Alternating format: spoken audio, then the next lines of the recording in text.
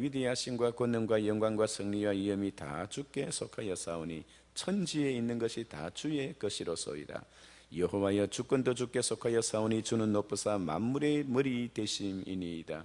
부와 기가 주께로 말미암고 또 주는 만물의 주제가 되사 손에 권세와 능력이 있사오니 모든 자를 크게 하심과 강하게 하심이 주의 손에 있나이다. 아멘. 내가 그리스도와 함께 십자가에 못 박혔나니 그런 적 이제는 내가 사는 것이 아니요 내 안에 그리스도께서 사신 것이라. 이제 내가 육체 가운데 사는 것은 나를 사랑하사 나를 위하여 자기 몸을 버리신 하나님의 아들을 믿는 믿음 안에서 사는 것이니라. 다음 주에 성경 암송 대회가 있는데 다 외우셨어요? 이번에 성경 암송 대회는 특히 11구절인데 거의 절반은 우리가 다 암송하고 있는 부분입니다. 그래서 마지막만 조금 마무리를 하면 쉽게 암송되리라 생각되어지고, 그리스도의 주재권에 대해서 구원의 확신과 그리고 하나님의 속성, 성경과 기도와 교제와 전도와 성령 충만함과 그리고 시험을 극복하는 일과 순종함과 사역하는 그 11가지의 그러한 그 부분 속에서 여러분들께서 잘 정리해서 하나님 앞에 발표입니다.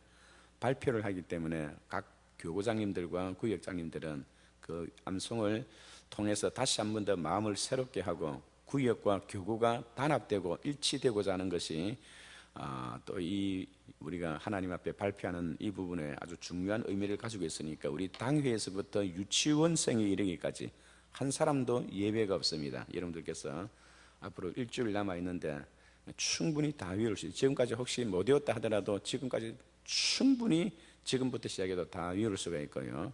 하루에 계속 시간 되실 때마다 기억하시고 또 기억하시면 좋은 점수를 하나님 앞에 얻을 줄 믿습니다. 아멘. 중요한 것은 하나님께서 이 성경을 암송한다는 것을 하나님이 얼마나 귀하게 생각하는지 몰라요. 여호와께서 모세와 아론에게 말씀하여 이르시되 너희는 이스라엘 백성에게 이르기를 너희가 땅에 있는 모든 동물 중 먹을 수 있는 생축은 이러하니 곧 쪽발이 되고 굽이 갈라지며 대책임질하는 것은 너희가 먹되.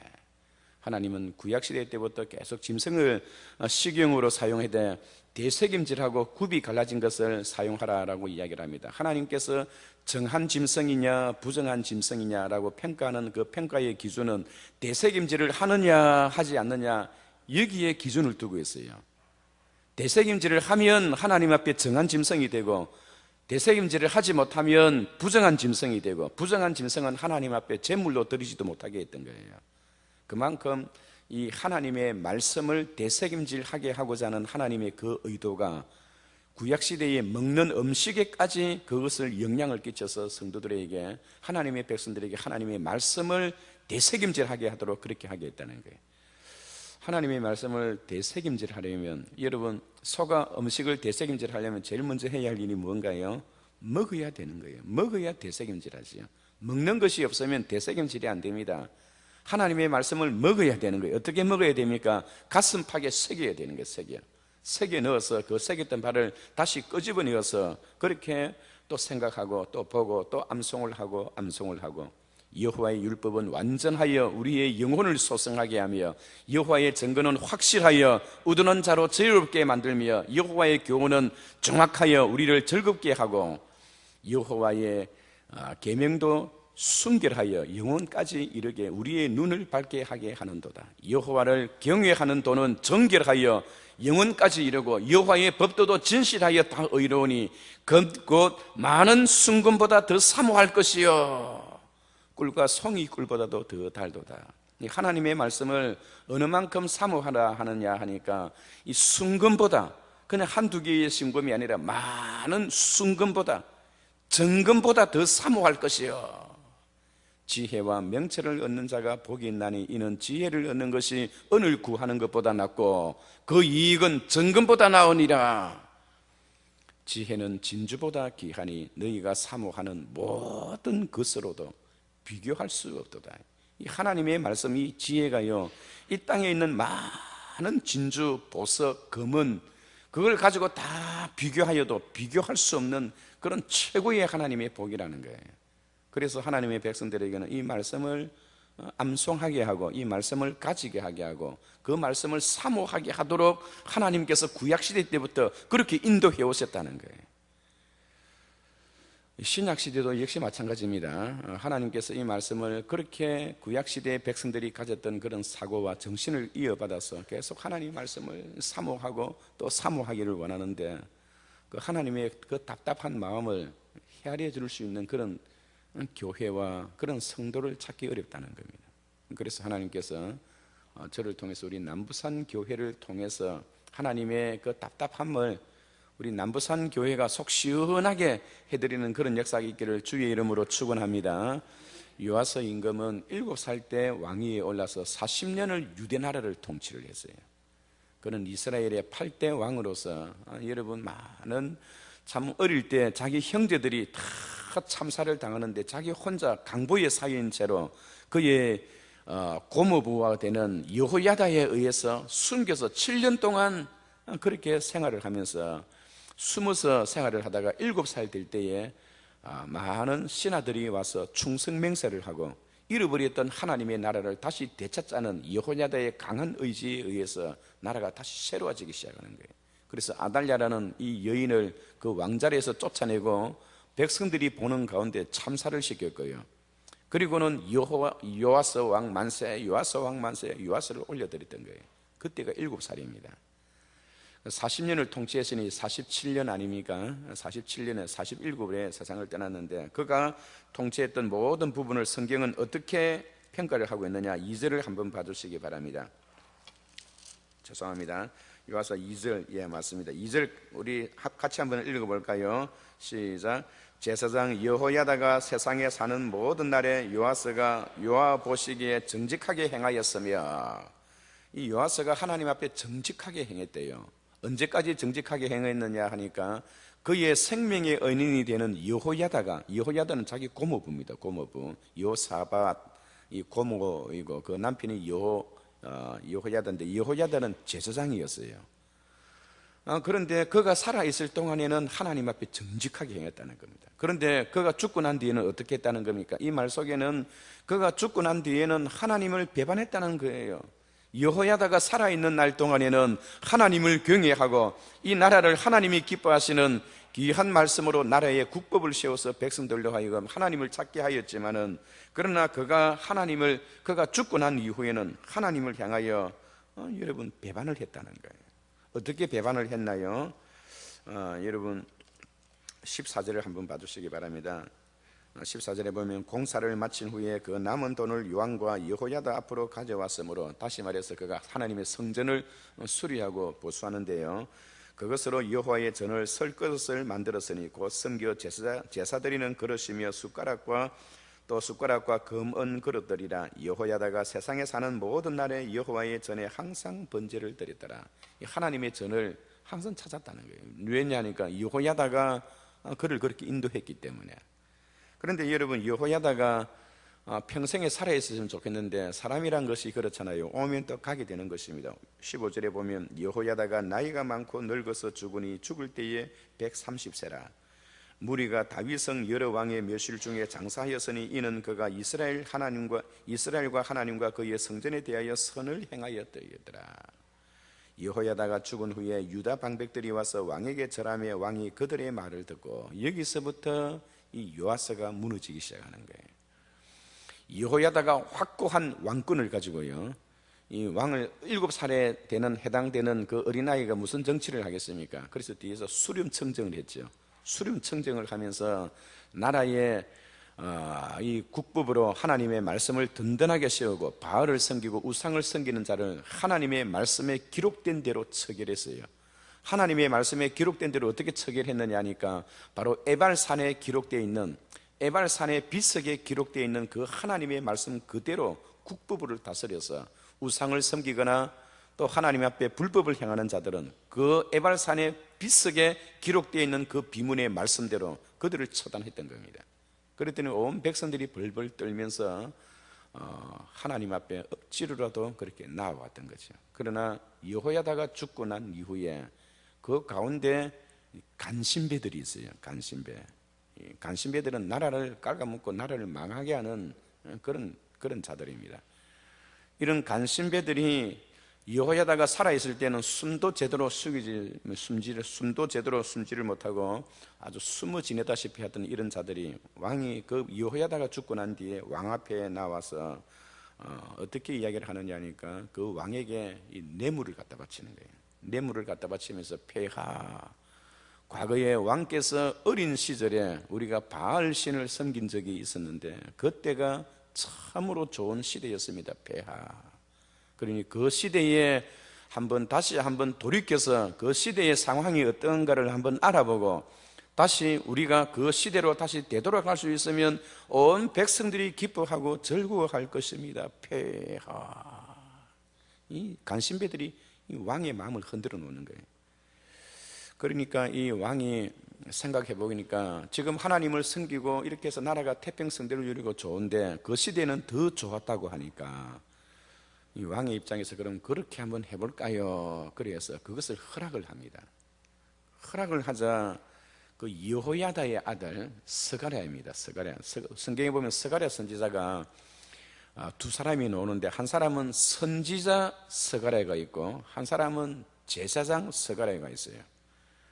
그래서 제사장 스가랴, 그 여호야다의 아들, 그때 자기의 고종사촌이죠. 고종사촌이 그 자기 형님뻘이 됩니다. 자기 형님뻘이 되는 그 제사장 스가랴 선지자가 나타나서 제사장이 나타났어요. 그 왕을 향하여 아주 강하게 책망을 합니다. 어찌 왕께서 이리 하실 수가 있습니까? 이것은 하나님께서 기뻐하지 아니하시나이다 하고 왕을 나무랬어요. 형님의 입장에서. 그랬더니 이 요아스가 자기를 나무라는, 그리고 자기 생명의 은인이에요. 생명의 은인. 자기 어릴 때 그 고모부와 자기가 그 아이를 숨겨주는데 만약에 그것이 발각되어지는 날에는 여러분 구속을 말한 거예요. 구속을. 그런 아슬아슬한 순간에 생명을 내어놓고 그 아들을 살려서 왕으로 만들었는데 그 자신이 하나님 앞에 반역을 행하자 그 스가랴가 거기에 대해서 강하게 질타를 하니 그를 돌로 쳐 죽여버리는 거예요. 그것도 성전 안에서. 그래서 하나님께서 이 요아스를 아주 괘씸히 여겨서 하나님께서 가만히 두지를 않습니다. 그래서 그날에 전쟁을 일으켰는데요, 아람 나라가 쳐들어왔어요. 아람 나라가 쳐들어오게 만들었는데요, 그 아람 나라가 어떻게 쳐들어왔느냐, 많은 군사가 쳐들어온 것이 아니라 적은 군사로 쳐들어온 거예요. 적은 군사로. 그런데 성을 방비하고 있는 요아스는 많은 군사를 거느리고 있어요. 원래 성을 침투하려고 하면 성 안에 있는 군사보다 바깥에서 들어오는 숫자가 최소한 2배 이상은 되어야 그 성을 함락시킬 수 있습니다. 그래서 이때까지 아사가 이 구스의 100만 대군, 적은 군사를 가지고 100만 대군을 적은 군사로 물리쳤던 하나님의 기적을 경험할 수가 있고요. 그리고 여호사밧이 모압과 암몬과 마온 이 세 나라, 세 민족 네 나라가 동맹을 이루어서 쳐들어오는 것도 적은 숫자로 그들을 물리치는 하나님의 기적을 다 그렇게 체험했고요. 히스기야 왕 가운데는 히스기야 왕은 18만 5천 명의 아수르의 병력들이 쳐들어오는 그 속에서도 자기의 힘으로는 그들을 막을 수 없는 상황에서도 하나님께 기도하여 하나님의 능력으로 그들을 다 물리치게 만들었는데 이 요아스는 반대입니다. 반대. 적은 숫자가 쳐들어오고 큰 숫자로 성을 충분히 막을 수 있는데도 불구하고 군사들의 사계와 훈련이 되지를 않아서 그것을 보고 기겁을 하고 다 도망을 가버리는 거예요. 큰 군사를 가지고 적은 군대를 막지 못했던 요아스, 이것은 왜 어찌하여 그렇습니까? 하나님의 심판으로 이어졌기 때문이에요. 하나님의 심판으로. 그래서 그 전쟁에서 이 요아스는 이 부상을 입고 자기의 침상에서 그 부상을 치료하고 있는 가운데 자기의 신복 가운데 어떤 자가 나타나서 그를 처단해버리는 거예요. 왕이 그래서 죽어서 다윗 성에는 장사되었지만은 역대의 왕들이 묻혀있는 그 무덤 안에는 거기 들어가지도 못하는 거예요. 여러분, 오늘 이러한 그 사건을 통해서 우리가 하나님 앞에 기억할 것은 우리 신앙인들이 믿음의 우리 성도들이 언제 변질을 하느냐, 언제 변질을 하느냐, 변질을 하는 때가 있는데 언제 변질을 하느냐 하니까 사악한 자와 같은 자리에 앉을 때에, 그리고 사악한 자의 말을 들을 때에 그 신앙의 변질이 생기는 겁니다. 그래서 어제 저녁에도 제가 말씀드렸습니다만, 그래서 이 다윗의 평생 기도의 제목 두 가지가 있는데, 그 두 가지 제목 중에 한 가지가 악인의 자리에 앉지 않게 해달라고, 사악한 자와 함께 멍에를 매지 않게 해달라고, 이것이 다윗의 기도의 제목이었어요. 나를 많은 사악한 자의 그런 사악한 자들을 취급하듯이 나를 취급하지 말아달라고. 사랑하는 성도 여러분, 우리의 믿음과 신앙이 언제 변질이 되느냐? 사악한 자와 함께 할 때에 거기에 변질이 일어나는 거예요. 요아스가 그 간신배들이 그에게 뇌물을 가지고 폐하할 때 꼴도 보기 싫다, 당장 나가라 하고 그들을 물리쳤더라면 괜찮았을 건데, 이 사람 말을 들어주고 저 사람 말을 들어주고, 여러분, 들어야 할 말과 듣지 않아야 할 말이 있습니다. 들어야 할 말에는 귀를 기울이지 아니하고 들어서는 아니 될 그 말을 듣고 하면 결국 신앙에 변질이 생길 수밖에 없고요. 그 변질이 생긴 그 결과 그의 인생은 열조의 왕들이 묻히는 그 무덤에도 들어가지 못할 정도로 비참한 삶을 살고 간다는 것을 우리에게 가르쳐 줍니다.